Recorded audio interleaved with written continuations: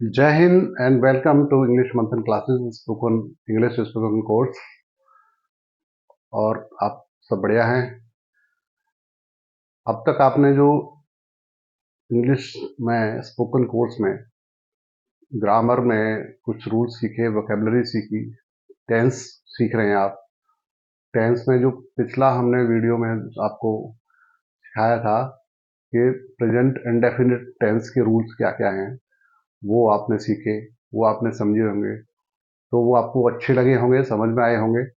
और उसी सीक्वेंस में अब हम आगे बढ़ते हैं और आज हम सीखेंगे past indefinite tense with rules, examples and negative affirmative sentences, negative sentences and interrogative sentences. तो ये सब सेंटेंसेस को बनाना सीखेंगे और सिंपल तरीके से सीखेंगे जिससे कि आपको जल्दी समझ में आ जाए, इजीली समझ में आ जाए और आप ज़्यादा समय तक उसको रिटेन कर सकें। ठीक। और इंग्लिश सीखना कोई बहुत बड़ी बात नहीं है, बहुत बड़ी मुश्किल काम नहीं है, इजी है ये। आप अगर इसको पॉजिटिवली ले लें और लगातार सीखते रहें, एफर्ट्स आपके एकदम रेगुलर होने चाहिए, कंटिन्यूस एफर्ट्स होना चाहिए। अगर एफर्ट्स आपके सही हैं और सही दिशा में हैं और रेगुलर है, विदाउट ब्रेक हैं, तो आप डेफिनेटली आप बहुत अच्छा रिजल्ट अचीव करने वाले हो। उसी सीक्वेंस में, उसी क्रम में आज हम सीखते हैं past indefinite tense with examples and explanation of rules. आइए स्टार्ट करें। देखिए, सबसे पहले एफर्मेटिव सेंटेंसेस हैं।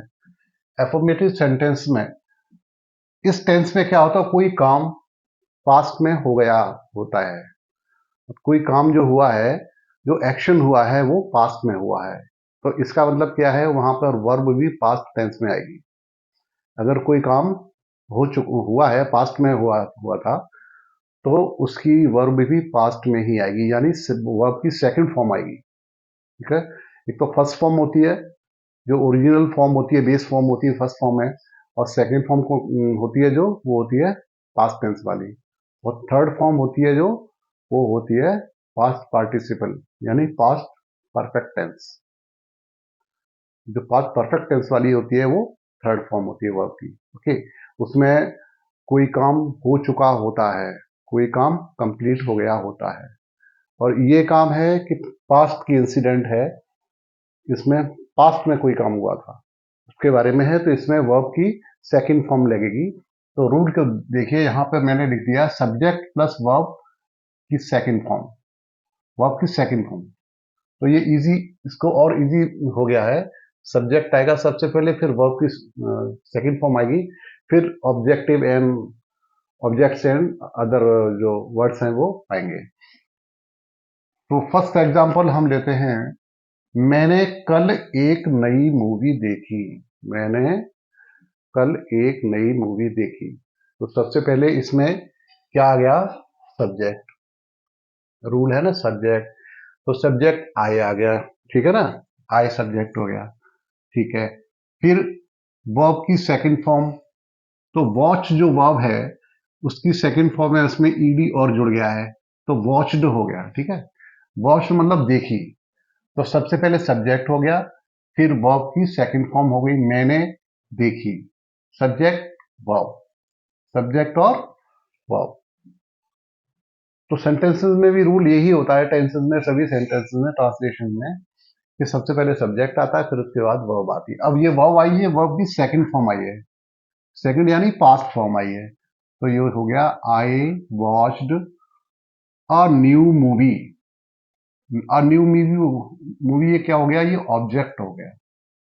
ठीक है। तो उसके बाद ऑब्जेक्ट आएगा, उसके बाद अदर वर्ड्स, एडिशनल इंफॉर्मेशन। तो इसका सेंटेंस का क्या हुआ, इंग्लिश में translation, I watched a new movie yesterday. मैंने कल एक नई मूवी देखी। I watched a new movie yesterday. ठीक है, क्लियर। नेक्स्ट सेंटेंस, मोहन ने तुम्हारी मदद की थी। तो मोहन ने मदद कब की थी, पास्ट में की थी।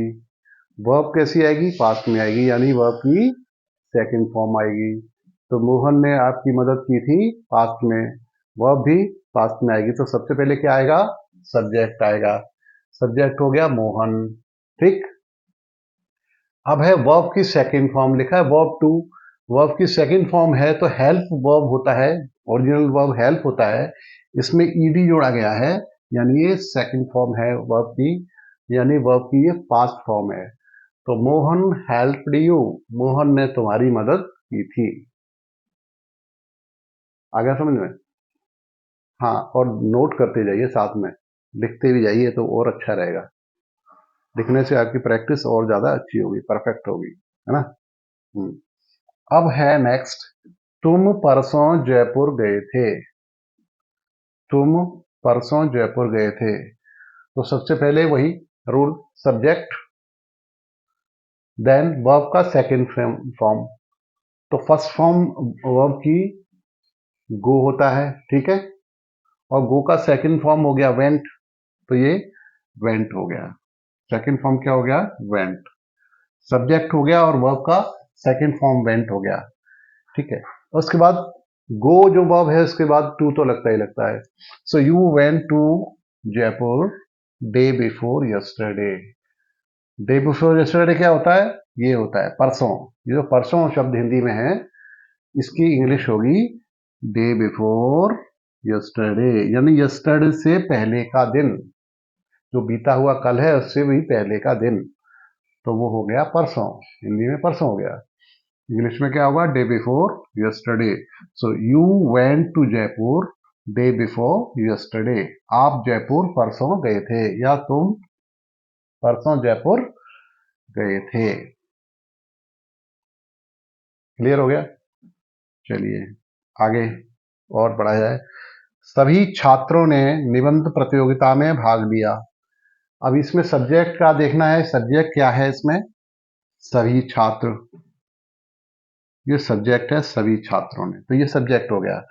तो यहां पर सब्जेक्ट क्या होगा, ऑल द स्टूडेंट्स, ये हमारा सब्जेक्ट हो गया, ऑल द स्टूडेंट। हिस्सा, निबंध प्रतियोगिता में हिस्सा किसने लिया था, सभी छात्रों ने, तो सब्जेक्ट क्या हुआ, सभी छात्र, और सभी छात्र की इंग्लिश होगी ऑल द स्टूडेंट्स।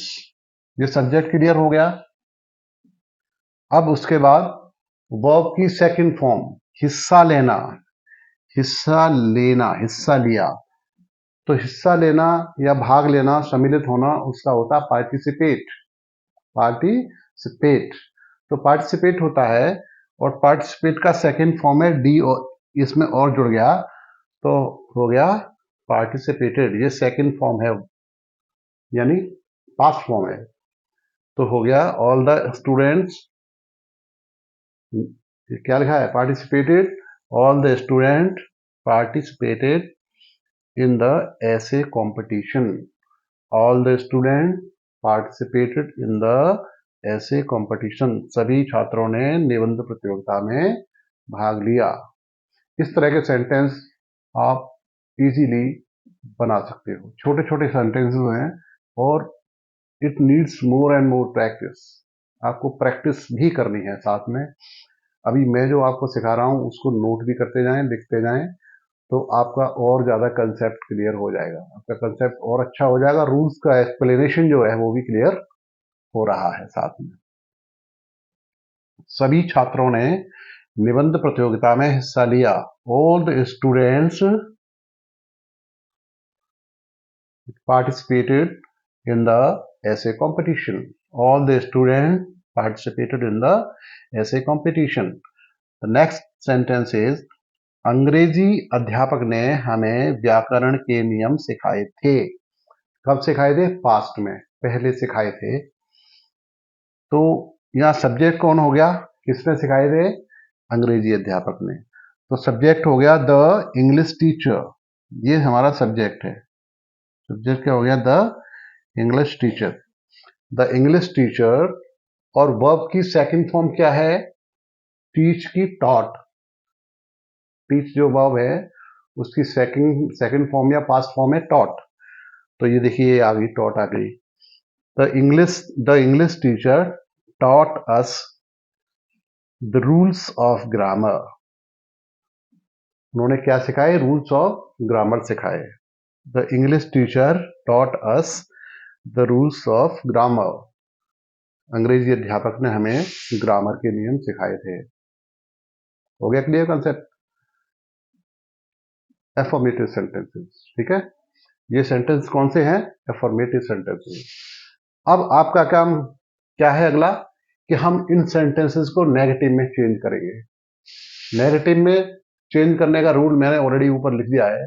सबसे पहले subject, then did not, then verb का फर्स्ट फॉर्म. यहाँ सेकंड फॉर्म नहीं आएगा. जब डिड नॉट लग गया है तो वर्ब का फर्स्ट फॉर्म ही आएगा, ओरिजिनल फॉर्म ही आएगा, यानी प्रेजेंट फॉर्म है जो वही आएगा.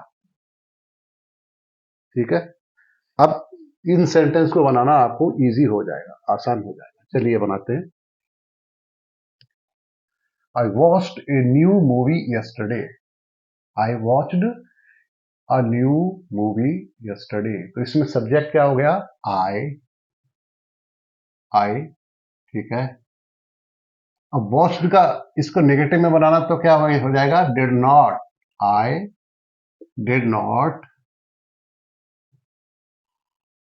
वर्ब का फर्स्ट फॉर्म, इसमें वॉच्ड लिखा हुआ है, हमें वॉच करना है, खाली फर्स्ट फॉर्म लिखना है, ओरिजिनल फॉर्म लिखना है. I did not watch.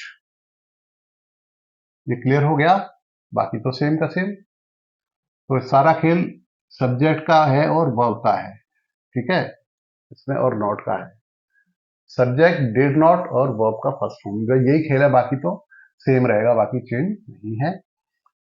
तो I did not watch a new movie, इसको ऐसे उतार देते हैं, अ न्यू मूवी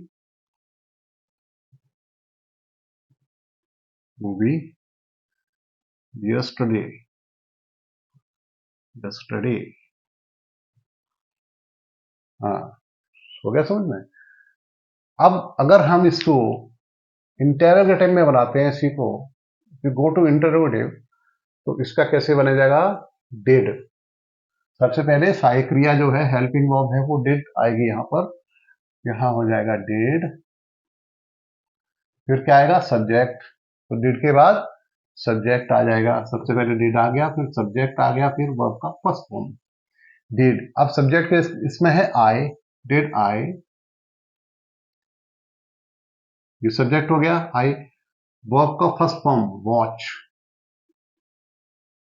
बस हो गया, इतना ही तो खेल है.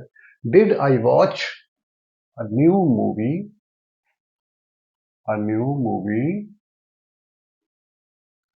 यस्टरडे. और ये लग गया question mark. Is it clear to everyone? Now you must keep on noting it down. आपको इसको नोट करते रहना चाहिए, so that your practice goes on together my explanation. मेरे साथ साथ जो मैं एक्सप्लेन कर रहा हूं उसके साथ साथ आपकी प्रैक्टिस भी होती रहेगी और आप नोट भी करते रहेंगे. ये क्लियर हो गया? अब आगे के सेंटेंस उनको बनाने में आपको डिफिकल्टी नहीं होगी. You can easily make it. Mohan helped you. अब इसको नेगेटिव में जब चेंज करेंगे तो क्या होगा? सब्जेक्ट वही मोहन. ओके, मोहन हो गया, सब्जेक्ट हो गया. फिर डिड नॉट. डिड नॉट लिख लिया. Mohan did not. वर्ब का फर्स्ट फॉर्म, यहां हेल्प्ड है, यहां आएगा हेल्प. बस, Mohan did not help you. That's all. हो गया. ये नेगेटिव हो गया, नॉट लिखा है, नेगेटिव हो गया सेंटेंस. डिड और नॉट का फर्क. अब हमें इंटेरोगेटिव में जाना है. तो इंटेरोगेटिव में बनाएंगे तो सबसे पहले डिड आएगा. डिड.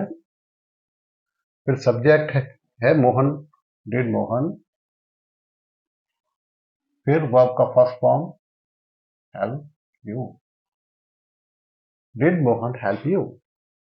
क्या मोहन ने आपकी सहायता की? ठीक है, डिड मोहन हेल्प यू. अब अगला जो सेंटेंस बनाओगे वो बहुत और इजी हो जाएगा और अधिक आसान हो जाएगा. You went to Jaipur day before yesterday, you went to Jaipur day before yesterday, तो यार वेंट का क्या हो जाएगा, सबसे पहले सब्जेक्ट यू, वेंट को हम यहां गो है तो यहां हो जाएगा डिड नॉट, इस रूल को फॉलो करें, सब्जेक्ट डिड नॉट और वर्ब का first form, so you did not, और वेंट का फर्स्ट फॉर्म क्या है, go, go to Jaipur, Jaipur day before yesterday, day before yesterday, you did not go to Jaipur day before yesterday, तुम परसों जयपुर नहीं गए थे, या नहीं आ गया, डिड नॉट आ गया तो नहीं गए थे, यू डिड नॉट गो, यहां देखिए did not go first form है ना, ये भी हेल्प फर्स्ट फॉर्म है, watch first form, so you did not go to Jaipur day before yesterday, how is it now, is it clear to you, समझ में आ गया। अब नाउ इसका हम बनाएंगे इंटेरोगेटिव सेंटेंस, तो हाउ टू मेक इट, सबसे पहले डिड, हेल्पिंग वर्ब आएगा डिड, देन सब्जेक्ट क्या है, you, did you go to Jaipur,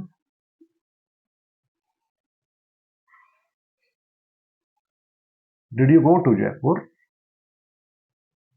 day before yesterday, did you go to Jaipur day before yesterday, ये भी क्लियर हो गया, क्या बढ़िया बात है, फर्स्ट क्लास से एकदम, समझ में भी आ रहा है सबके, तो ध्यान से सीखोगे ना समझ में आ जाएगा, इंग्लिश बहुत सिंपल इजी लैंग्वेज है, बस आपको आवश्यकता है ध्यान से सीखने की, पेशेंस के साथ सीखिए, और कंटिन्यूअस, बीच में ब्रेक करके भागिए मत, और वीडियो पूरा देखिए, आप पूरा अगर देखेंगे तो आपको समझ में आएगा, बहुत अच्छा समझ में आएगा, लेकिन आप पूरा पेशेंस के साथ वॉच कीजिए, बहुत इंपॉर्टेंट है, ये क्लास बहुत इंटरेस्टिंग होने वाली है, इसको आप बड़े ध्यान से देखिए और पूरा कंप्लीट देखिए, ठीक है ना। All the students participated in the essay competition, अब यहाँ क्या आएगा, पार्टिसिपेटेड जो है वर्ड, ऑल द स्टूडेंट्स तो आएगा, सब्जेक्ट पहले आ जाएगा, so all the students,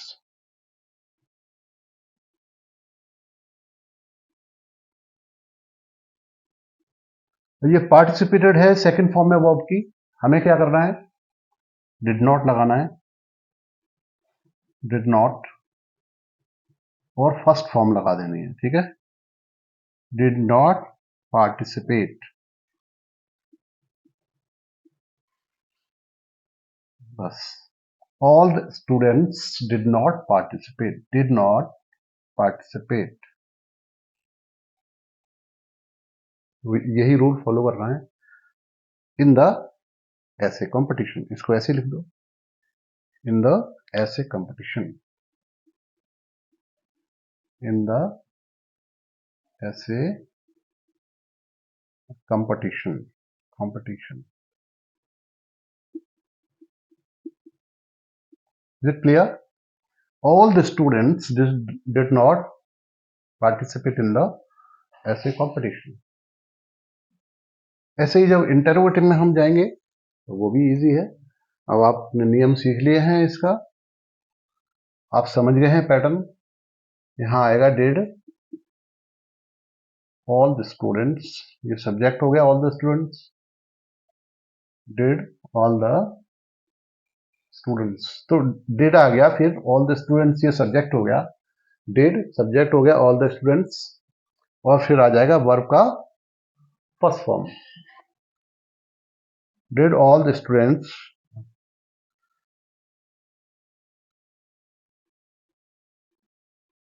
first form ये आ जाएगा पार्टिसिपेट इन द ऐसे competition.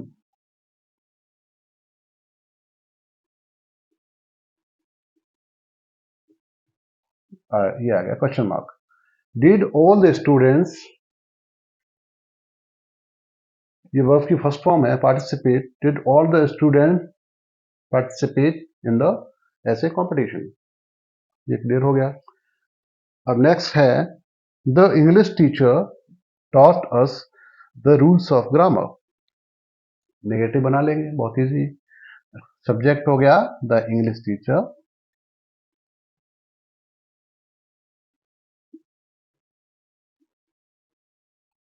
The English teacher subject हो गया।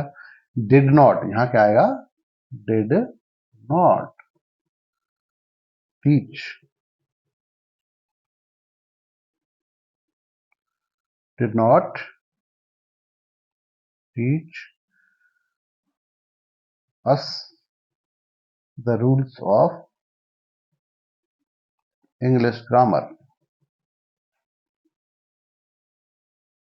इंग्लिश ग्रामर नहीं हो, ग्रामर है, ओनली ग्रामर है, तो the rules of English grammar.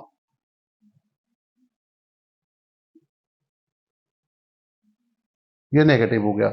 यहां डिड नॉट हो गया और टीच हो गया। ये देखिए टॉट जो था, ये सेकंड फॉर्म था पास्ट में, जब नेगेटिव बना तो फर्स्ट फॉर्म आ गया है ना, वर्ब का फर्स्ट फॉर्म, तो ये टीच आ गया। So the English teacher did not teach us the rules of grammar. Is it clear? Now we move on to make interrogative sentence. यहां क्या आएगा, then did the English teacher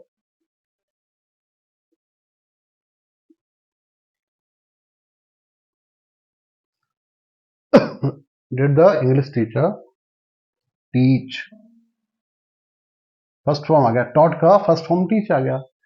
teach the rules of grammar, teach us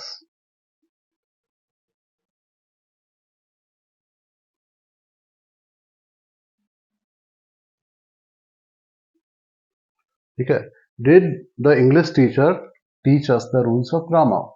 so did आ गया सबसे पहले, फिर subject आ गया the English teacher, ये subject हो गया, और ये वर्ब का फर्स्ट फॉर्म टीच। ठीक है, बाकी चीजें सेम के same.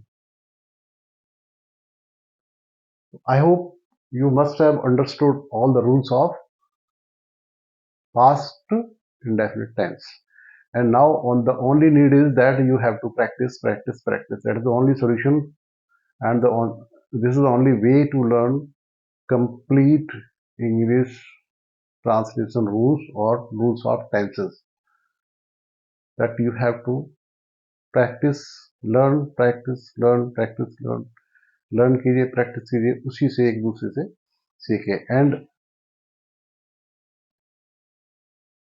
B regular to watch this videos.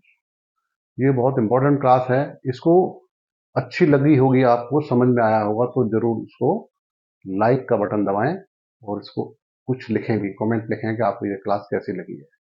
उसके बाद इसको शेयर भी कर सकते हैं। ठीक है, all the best, wish you good luck. Okay.